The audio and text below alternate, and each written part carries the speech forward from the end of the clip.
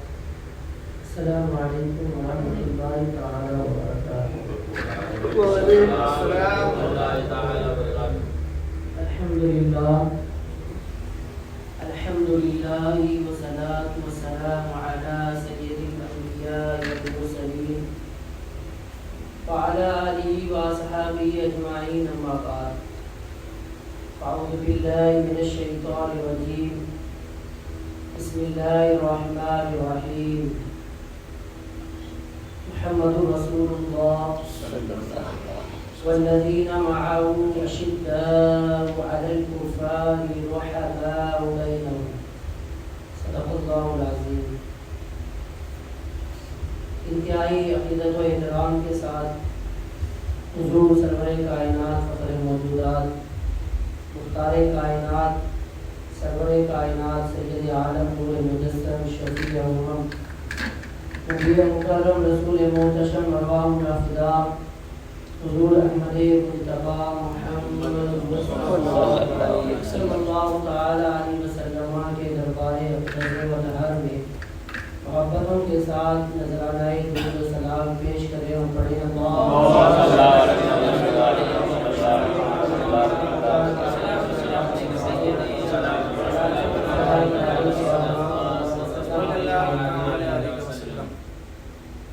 رب اشرح لي صدري ويسر لي امري واحلل عقدة من لساني يفقهوا قولي۔ اعلیٰ حضرت امام اہل محبت، امام عشق و محبت، امام اہل سنت الشاہ امام احمد رضا خان محدث بریلوی قدس سر العزیز فرماتے ہیں، ترجمان نبی ہم زبان نبی، ترجمان نبی ہم زبان نبی، جان شان عدالت پہ لاکھوں سلام۔ وہ عمر جس کے اعدا پہ شیدا سفر، وہ عمر جس کے اعدا پہ شیدا سفر، اس خدا دوست حضرت پہ لاکھوں سلام۔ عزیزان ملت اسلامیہ، رفیقان گرامی، آج کی اس محفل پاک میں تلاوت کردہ آیت کریمہ کی روشنی میں آپ امیر المومنین خلیفۃ المسلمین خلیفہ دوم مراد رسول سیدنا سرکار ابو بکر سیدنا سرکار عمر فاروق رضی اللہ تعالی عنہ کی حیات طیبہ کے چند پہلو سماعت کریں گے۔ حضرت فاروق اعظم رضی اللہ تعالی عنہ کی ذات گرامی تعارف کی محتاج تو نہیں ہے۔ اللہ رب العزت نے آپ کو عظمت اور شان عطا فرمائی کہ قرآن پاک کی کئی آیات آپ کے حق میں نازل ہوئی اور کئی احادیث طیبہ میں خود رسول کائنات صلی اللہ تعالی علیہ وسلم نے آپ کا ذکر فرمایا۔ ایسی عظیم الشان اور جلیل القدر ذات گرامی کہ جن کے دور خلافت کے اندر آدھی سے زیادہ دنیا میں اسلام کا پرچم لہرایا۔ حضرت فاروق اعظم رضی اللہ تعالیٰ عنہ نے کئی ممالک فتح فرمائے، 22 لاکھ مربع میل پر آپ حکمرانی کرتے تھے۔ روایتوں کے اندر آتا ہے کہ آپ ایک مرتبہ ایک ایسے مقام سے گزر رہے تھے کہ آپ نے جب دیکھا کہ فلاں مقام آیا ہے، فلاں جنگل آیا ہے، تو آپ وہیں رک گئے اور رونے لگے۔ آپ کی آنکھوں سے آنسو جاری ہو گئے۔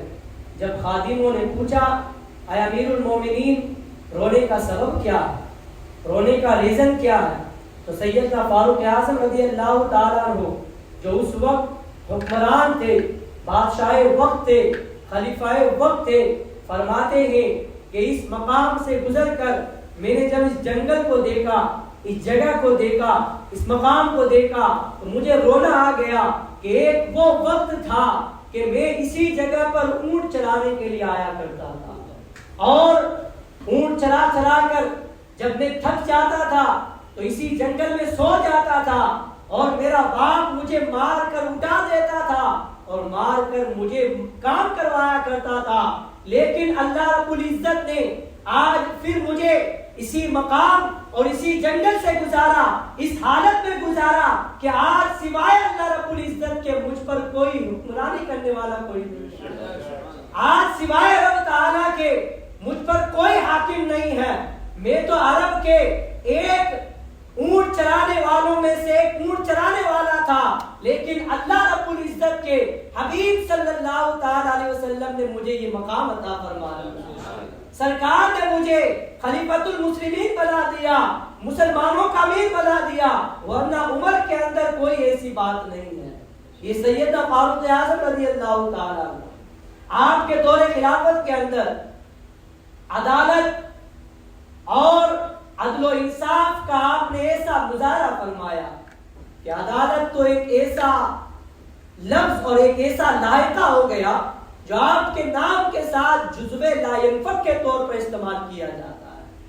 عدالت کے تاجدار فاروق اعظم کو کہا جاتا ہے، یوں ہی نہیں کہا جاتا ہے، بلکہ آپ نے عدل و انصاف قائم کر کے دنیا والوں کو بتا دیا کہ اسلام ہر ایک کو ایک نظر سے دیکھتا ہے، اسلام کی نظر میں کسی گورے کو کالے پر کوئی فضیلت نہیں ہے، اسلام کی روح سے کسی غریب کو، کسی مالدار کو، کسی غریب پر کوئی فضیلت نہیں ہے، اسلام کی روح سے کسی عربی کو کسی عجمی پر کوئی فضیلت نہیں ہے۔ میرا رب فرماتا ہے ان اکرمکم عند اللہ اتقاکم، رب تعالیٰ کے نزدیک بہتر انسان وہ ہے جو اللہ سے زیادہ ڈرنے والا ہے، جس کے دل کے اندر اللہ کی خشیت زیادہ ہے، اللہ کا خوف زیادہ ہے، اللہ کا ڈر زیادہ ہے۔ اللہ کے نزدیک تو بڑا وہی ہے، بڑا وہ ہے اللہ کے نزدیک۔ حضرت فاروق اعظم رضی اللہ تعالیٰ عنہ کی دور خلافت کے اندر کسی کے اندر اتنی جرأت نہیں تھی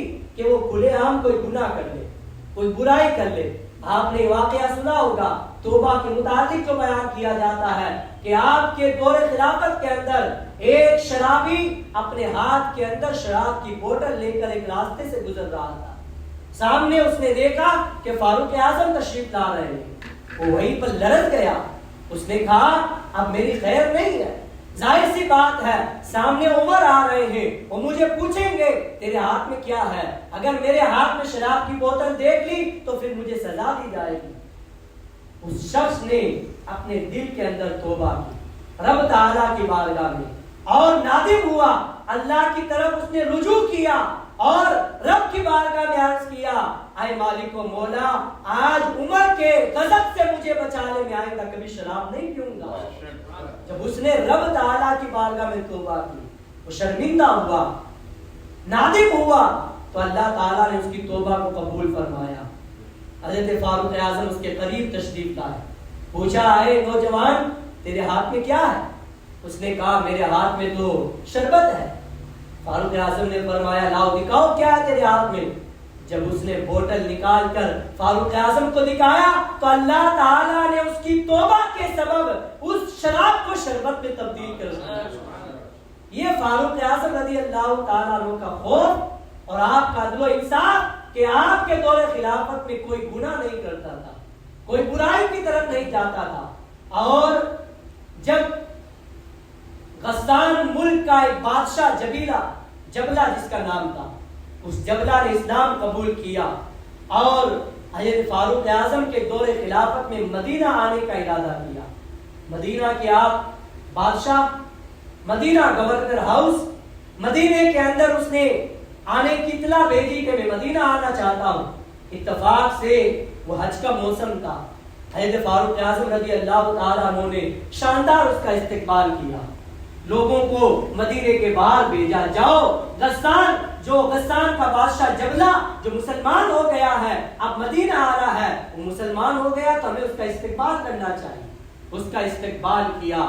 جب وہ مدینے میں آ گیا تو حج کا موسم تھا، فاروق اعظم نے فرمایا تم حج کر کے واپس جانا، حج کیے بغیر مت جانا۔ اس نے کہا ٹھیک ہے۔ جب وہ مکہ شریف گیا اس نے حج کیا۔ حج کے دوران جب وہ خانہ کعبہ کا طواف کر رہا تھا، چونکہ ایک بادشاہ تھا اور ایک شایان شان اندازے سے وہ طواف کعبہ کر رہا تھا تو اس کا جو جبہ تھا، اس کا جو کرتا تھا، وہ زمین سے گھسیٹ رہا تھا، زمین سے لگ کر چل رہا تھا. تو اتفاق سے اس کے پیچھے ہی ایک غریب مسلمان بھی طواف کر رہا تھا. اس کا پیر اس کے کپڑے پر پڑ گیا، جس سے اس کا جو ہے کپڑا کھل گیا.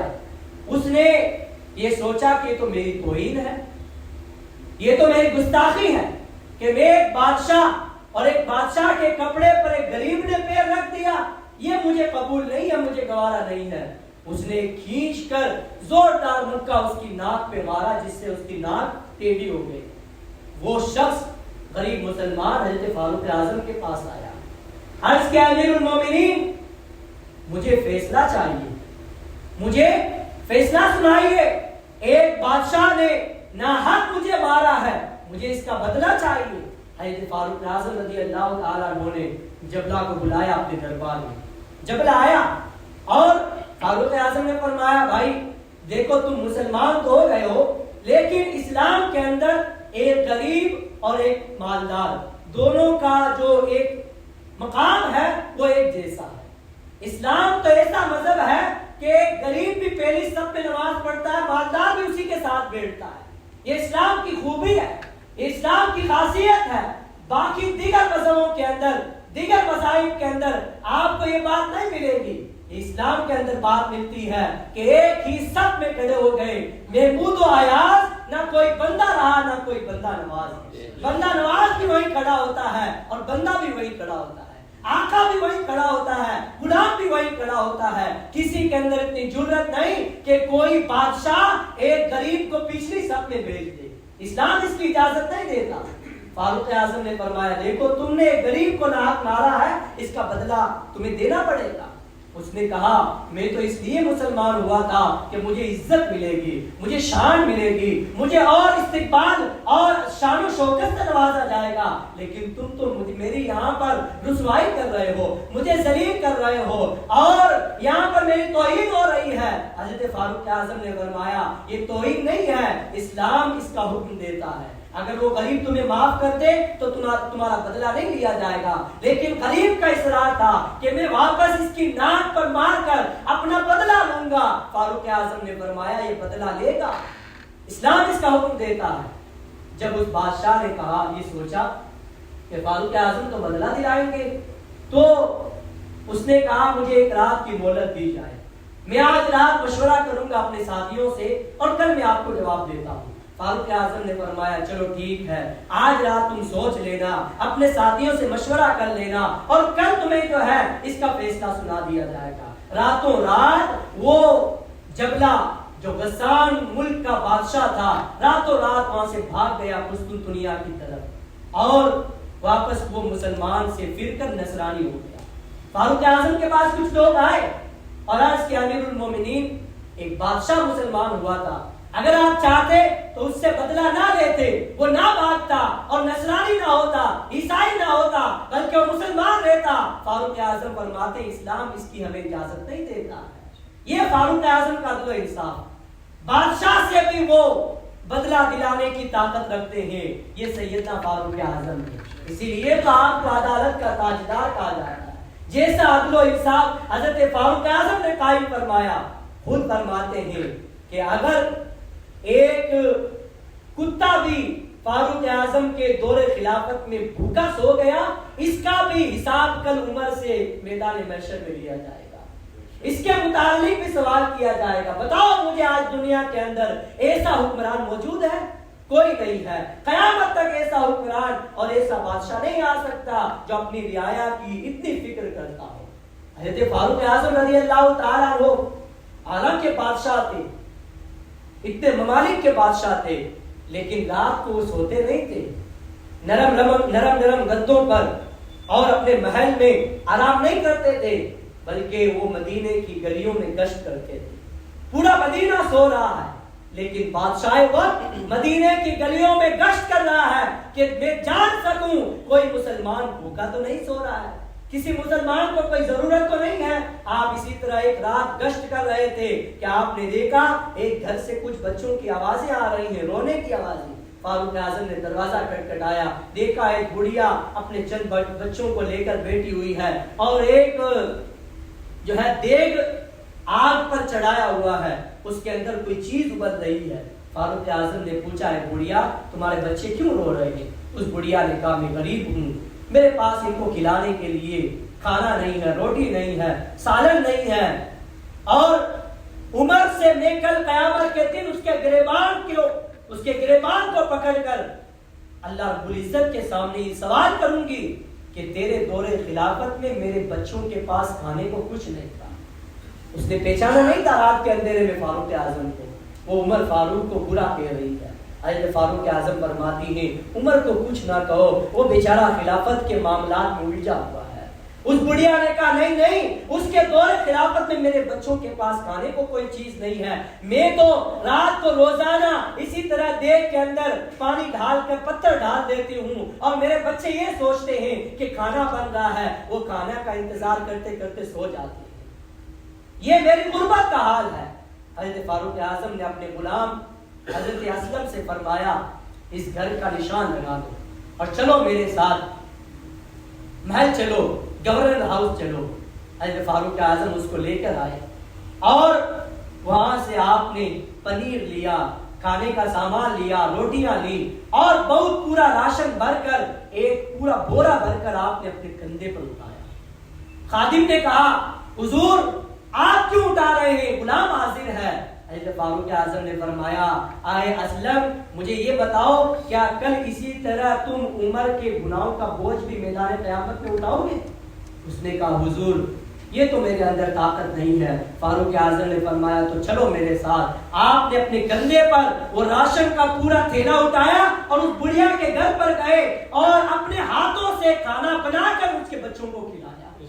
یہ فاروق اعظم رضی اللہ تعالیٰ عنہ کو اپنی رعایا کی فکر تھی، اسی لیے تو میرے آقا صلی اللہ تعالیٰ علیہ وسلم نے ان کے لیے دعا فرمائی تھی، اے اللہ عمر ابن خطاب یا عمر ابن ہشام، ان دونوں میں سے کسی ایک کو مسلمان بنا کر اسلام کو طاقت عطا فرما، ان دونوں میں سے کسی ایک کو اسلام نصیب فرما دے۔ میرے آقا صلی اللہ تعالیٰ علیہ وسلم نے جس دن یہ دعا فرمائی تھی، دوسرے دن ہی فاروق اعظم ایمان لے آئے۔ ایمان لانے کا واقعہ بھی بہت طویل ہے، شورٹ میں آپ کو سنا دیتا ہوں۔ حضرت فاروق اعظم رضی اللہ تعالیٰ عنہ کیسے ایمان لائے؟ جب مکہ کے لوگ تنگ آ گئے تھے کہ محمد سے کس طرح ہم چھٹکارا حاصل کریں، اللہ کے رسول صلی اللہ تعالیٰ علیہ وسلم کی تبلیغ سے دن بدن لوگ اسلام کے دامن میں آتے جا رہے تھے، تو وہ سارے کفار پریشان ہو گئے مسلمانوں سے اور حضور صلی اللہ تعالیٰ علیہ وسلم سے کہ اس طرح تو اسلام پھیل جائے گا، اب ہمیں اس کے لیے جو خود بانی اسلام ہے انہیں ختم کرنا ہوگا۔ اس کے لیے کون اٹھے گا؟ کون ہے جو محمد ابن عبداللہ کو ختم کرے گا؟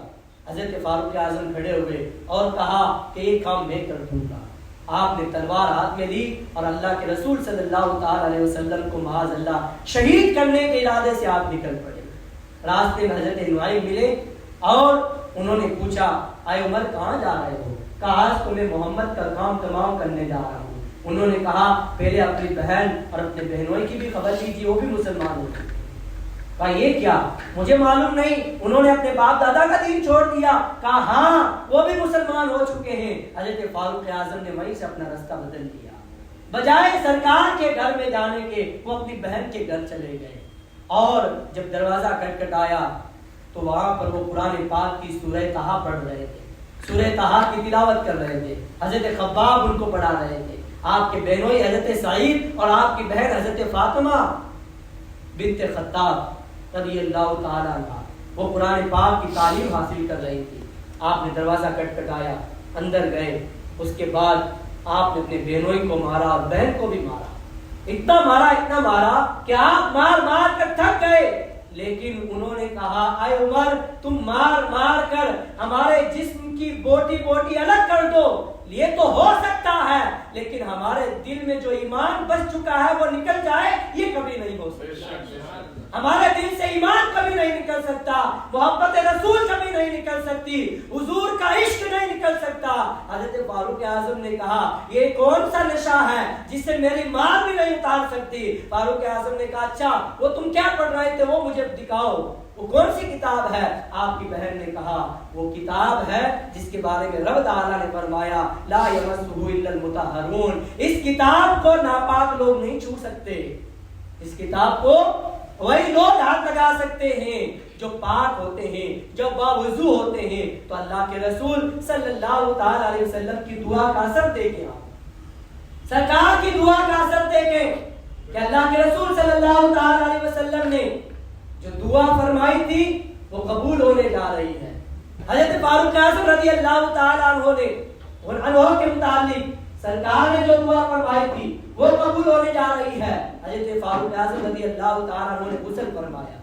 جب آپ کو قرآن پاک کا وہ نسخہ جس پر سورہ طٰہٰ لکھی ہوئی تھی دکھایا گیا تو آپ کی نظر سب سے پہلے اس آیت کریمہ پہ پہنچی، انی انا اللہ لا الہ الا انا فاعبدنی واقم الصلاۃ لذکری، میں اللہ ہوں، میرے سوا کوئی عبادت کے لائق نہیں اور میری یاد کے لیے نماز قائم کرو۔ یہ آیت کریمہ سب سے پہلے حضرت فاروق اعظم نے پڑھی جس سے آپ کے دل کی دنیا بدل گئی۔ آپ نے فرمایا میں کلمہ شریف پڑھتا ہوں، مجھے حضور کے پاس لے چلو۔ جب آپ کو اللہ کے رسول صلی اللہ علیہ وسلم کی بارگاہ میں لے جایا گیا، اس وقت سرکار حضرت ارقم رضی اللہ تعالیٰ عنہ کے گھر میں موجود تھی۔ لوگ اس وقت چھپ چھپ کر نماز پڑھتے تھے۔ اسلام کا ابتدائی دور تھا، کھل کر نماز پڑھنے کی کسی کو اجازت نہیں تھی کیونکہ مسلمان کم تھے، 40 مسلمان ہوئے تھے صرف مرد اور 11 عورتیں مسلمان ہوئی، بس یہی کل مسلمان تھے، یہی کل اسلام تھا۔ حضرت فاروق اعظم رضی اللہ تعالیٰ عنہ کو جب لے جایا گیا تو دروازے پر حضرت سید الشہداء سیدنا امیر حمزہ رضی اللہ تعالیٰ عنہ، سیدنا طلحہ اور دیگر اصحاب دروازے پر بیٹھے تھے۔ انہوں نے دیکھا کہ عمر آ رہے ہیں، ہاتھ میں تلوار ہے، کہا اگر اچھے ارادے سے آ رہے ہیں تو ٹھیک ہے، اگر برے ارادے سے آ رہے ہیں تو عمر کی تلوار ہے اور عمر کا ہی سر ہوگا۔ جب سرکار کی بارگاہ میں حضرت فاروق اعظم رضی اللہ تعالیٰ عنہ کو حاضر کیا گیا، میرے آقا نے ارشاد فرمایا اے عمر، کب تک تم زمین پر اس طرح فساد پھیلاؤ گے؟ کیا تم اس وقت تک فساد برپا کرتے رہو گے جب تک ذلت اور رسوائی تمہارا مقدر ہو جائے گی؟ اللہ کے رسول صلی اللہ علیہ وسلم کے یہ فرمانے کے بعد حضرت عمر رضی اللہ تعالیٰ عنہ نے سرکار کی بارگاہ میں کلمہ شریف پڑھا اور مسلمان ہو گئے۔ نعرہ تکبیر، نعرہ رسالہ، نعرہ رسالہ، جشن شہید اعظم۔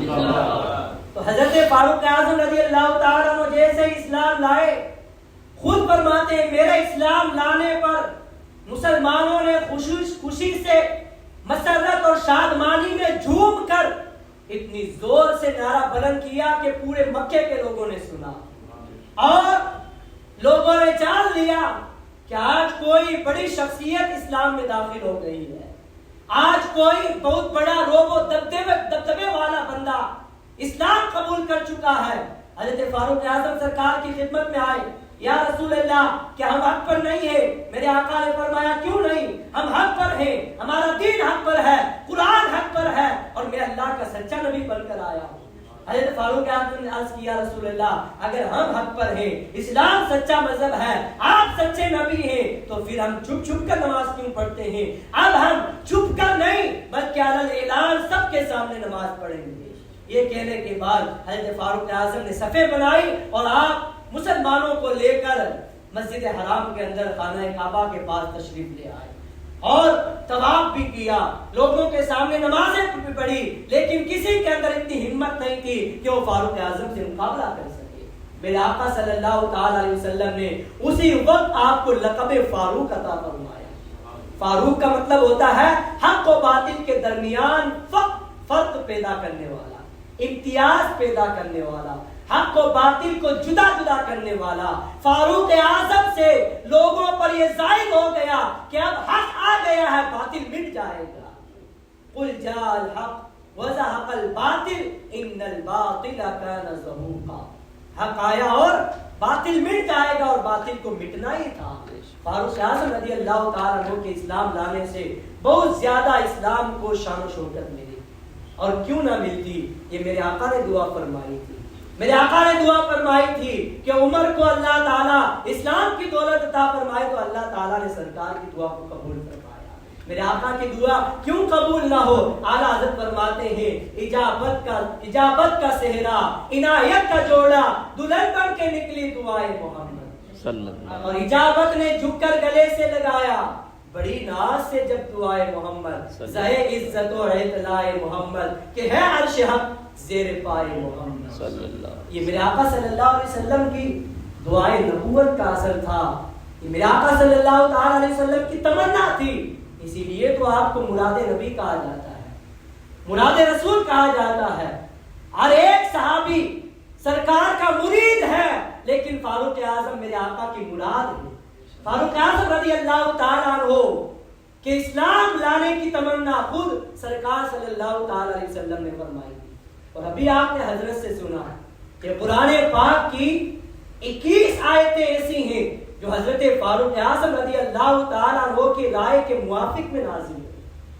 جیسی آپ کی رائے ہوتی تھی، اللہ تعالیٰ اسی رائے اور اسی مشورے کے مطابق قرآن پاک کی آیت نازل فرما دیتا۔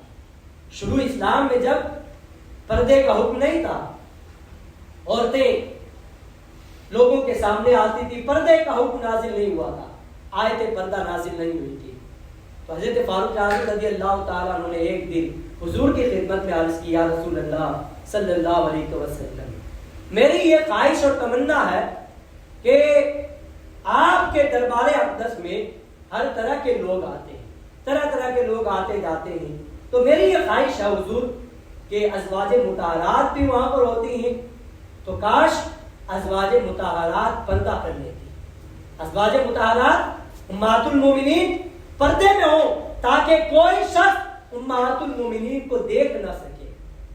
جیسے ہی فاروق اعظم نے یہ عرض کی سرکار کی بارگاہ میں، ادھر سے جبرائیل علیہ السلام آیت کریمہ لے کر نازل ہو گئے، فَاسْأَلُوهُنَّ مِنْ وَرَاءِ حجاب، یہ حجاب کی آیت، پردے کی آیت لے کر نازل ہو گئے کہ جب تم امہات المومنین سے استعمال کی کوئی چیز مانگو تو پردے کی آڑ میں مانگو، پردے کے پیچھے سے مانگو، کوئی امہات المومنین کو نہ دیکھے، بلکہ امہات المومنین اب پردے میں رہیں گی۔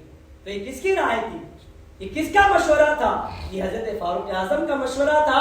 اس مشورے کے مطابق اللہ تعالیٰ نے قرآن پاک کی آیت نازل فرما دی۔ ایک یہودی حضرت فاروق اعظم سے ملا اور اس نے کہا کہ اے عمر، تمہارے نبی جس جبرائیل کا تذکرہ کرتے ہیں، وہ جبرائیل جو فرشتہ ہے وہ ہمارا سخت دشمن ہے۔ حضرت فاروق اعظم نے فرمایا من کان عدوا للہ وملائکتہ ورسلہ وجبریل ومیکال فإن اللہ عدو للکافرین۔ آپ نے یہ فرمایا، حالانکہ یہ آیت نازل نہیں ہوئی تھی، آپ نے اس کو ان آیات، ان جملوں کے ساتھ جواب دیا، ان کلمات کے ساتھ جواب دیا۔ ادھر اللہ تعالیٰ نے آیت کریمہ جو الفاظ فاروق اعظم کی زبان سے نکلے تھے اسی کو اللہ تعالیٰ نے قرآن بنا دیا، اسی کو اللہ تعالیٰ نے قرآن بنا دیا، اور پہلے پارے کے اندر اللہ تعالیٰ نے آیت کریمہ نازل فرمائی من کان عدوا للہ وملائکتہ ورسلہ وجبریل ومیکال فإن اللہ عدو للکافرین۔ جو دشمن رکھتا ہے جبریل، جو دشمن رکھتا ہے اللہ کو، اس کے رسولوں کو، جبریل کو، فرشتوں کو، میکائیل کو، تو اللہ بھی ان کافروں کو دشمن رکھتا ہے۔ یہ آیت کریمہ نازل ہو گئی۔ تو جیسا فاروق اعظم چاہتے تھے ویسا ہی اللہ تعالیٰ قرآن پاک نازل فرما دیتا تھا۔ ابتدائی اسلام کے اندر جو پہلے کی شریعتیں تھی اسی شریعت پر عمل ہوتا تھا کہ ہماری شریعت جب مکمل طور پر نازل نہیں ہوئی تھی تو روزے کے متعلق جو مسائل تھے وہ بھی پچھلی شریعت والے چل رہے تھے۔ پچھلی شریعتوں کے اندر روزے کا معاملہ یہ تھا کہ پورے رمضان شریف کے پورے مہینے کے اندر، رمضان شریف کے پورے مہینے کے اندر روزے دار اپنی بیوی کے پاس نہیں جا سکتے تھے، اپنی زوجہ کے پاس نہیں جا سکتے تھے، اگر کوئی جاتا تھا تو اس کا روزہ ٹوٹ جاتا تھا۔ تو حضرت فاروق اعظم رضی اللہ تعالیٰ عنہ ایک مرتبہ رات میں اپنی ایریا کے پاس چلے گئے اور دوسرے دن آپ نے آ کر سرکار کی خدمت میں عرض کی، یا رسول اللہ صلی اللہ علیہ وسلم، میں نے جو ہے کل روزہ رکھا اور رات میں اپنی بیوی کے پاس چلا گیا۔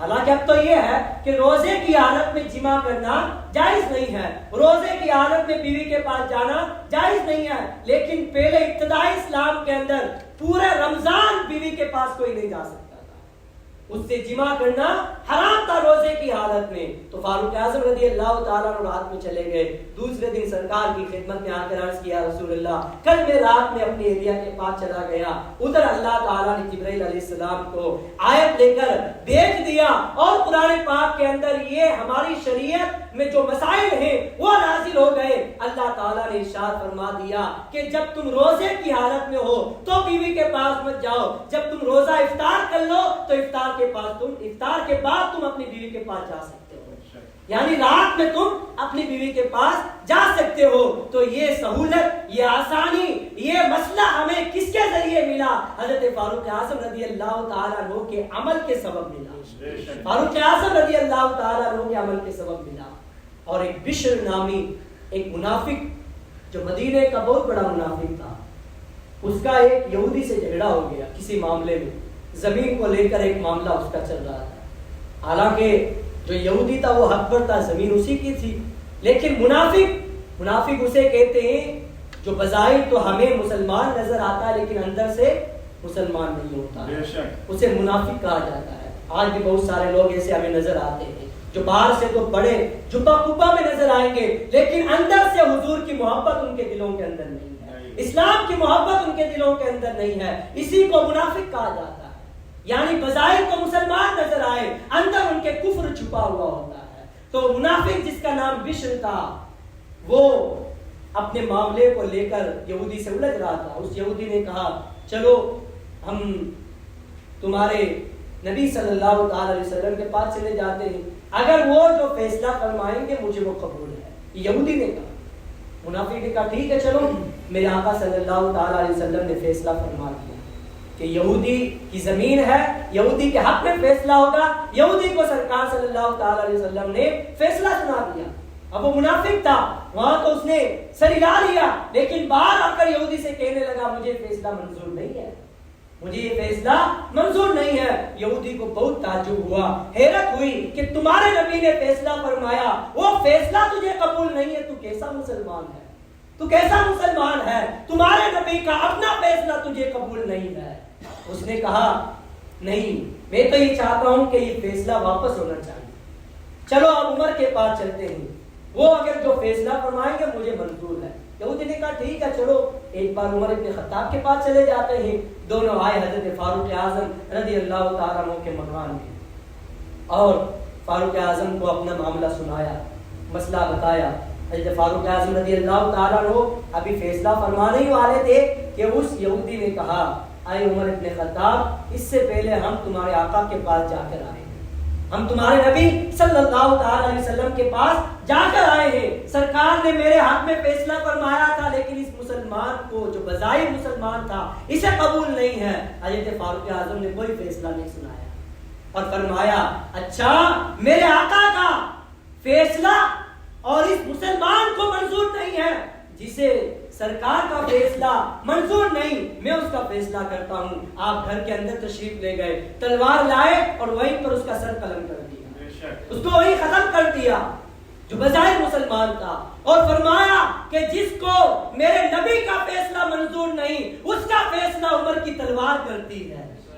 اسی لیے تو کسی شاعر نے کہا ہے کہ اسی لیے تو جدا کر دیا تھا سر تن سے، جس کا وہ اپنا ہے یا پرایا حضور جانتے۔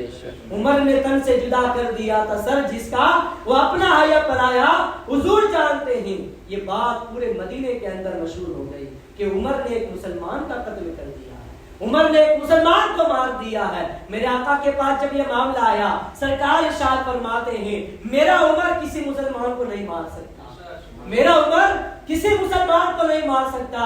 یہاں تک کہ جب سرکار صلی اللہ تعالی علیہ وسلم نے یہ فرمایا، کچھ ہی دیر کے بعد حضرت جبرائیل علیہ السلام قرآن پاک کی آیت لے کر نازل ہو گئے۔ اللہ نے ارشاد فرمایا فلا وربک لا یؤمنون حتی یحکموک فیما شجر بینہم، اے محبوب تیرے رب کی قسم وہ ہرگز مسلمان نہیں ہو سکتا جب تک کہ اپنے جھگڑے کے اندر تمہارے حکم کو تمہیں حاکم نہ بنا دے۔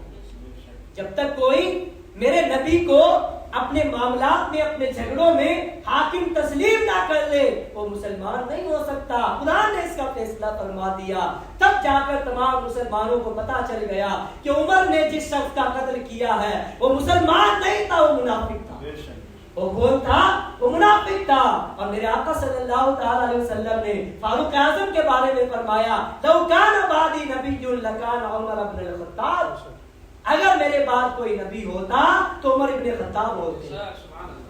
سرکار کے بعد تو کوئی نبی نہیں آ سکتا۔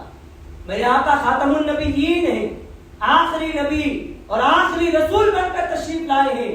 کوئی نبی میرے آقا کے بعد کوئی نیا نبی نہیں آ سکتا۔ یہ قرآن کا فیصلہ ہے۔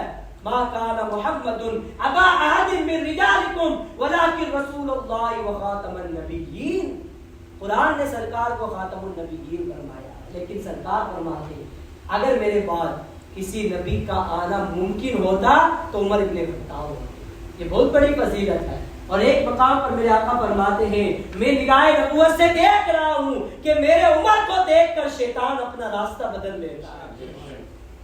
شیطان آج ہر مسلمان کو بہکانے کی کوشش کرتا ہے، کسی مسلمان کو دیکھ کر شیطان راستہ نہیں بدلتا ہے، لیکن عمر فاروق کا ایمان اتنا مضبوط تھا، ان کا عقیدہ اتنا مضبوط تھا، قرآن پر ان کا اتنا عمل مضبوط تھا کہ میرے آقا فرماتے ہیں عمر کو دیکھ کر شیطان اپنا راستہ ہی بدل لیتا ہے۔ بہکانے کی کوشش کرنا تو دور کی بات، وہ سیدھا دیکھتا ہے کہ عمر آ رہے ہیں تو راستہ چینج کر دیتا ہے۔ شیطان جس کو دیکھ کر اپنا راستہ بدل لے وہ حضرت فاروق اعظم رضی اللہ تعالیٰ عنہ کی ذات گرامی۔ اور میرے آقا صلی اللہ تعالیٰ علیہ وسلم فرماتے ہیں جس نے میرے عمر سے دشمنی کی اس نے مجھ سے دشمنی کی، اور جس نے عمر سے محبت کی اس نے مجھ سے محبت کی۔ اور عمر جس طرف جاتا ہے حق اس کے ساتھ ہوتا ہے۔ میرا عمر جس طرف جاتا ہے حق اس کے ساتھ چلا جاتا ہے۔ پتا چلا کہ حضرت فاروق اعظم رضی اللہ تعالیٰ عنہ اللہ کی بارگاہ میں آپ کا ایمان، آپ کا اسلام اتنا مقبول ہے کہ میرے آقا صلی اللہ تعالیٰ علیہ وسلم نے فرمایا عمر جس طرف جاتا ہے حق اس کے ساتھ چلا جاتا ہے۔ یہ فاروق اعظم رضی اللہ تعالیٰ عنہ کے فضائل، یہ ان کے مناقب ہیں۔ ہم ان کے مناقب اور فضائل کو کیا بیان کریں؟ قرآن جن کے مناقب کو بیان کر رہا ہے، احادیث طیبہ جس کے کمالات کو بیان کر رہی ہیں، اور فاروق اعظم رضی اللہ تعالیٰ عنہ صاحب کرامت ہیں، صاحب کرامت صحابی ہیں۔ آپ سے بہت ساری کرامتوں کا صدور بھی ہوا۔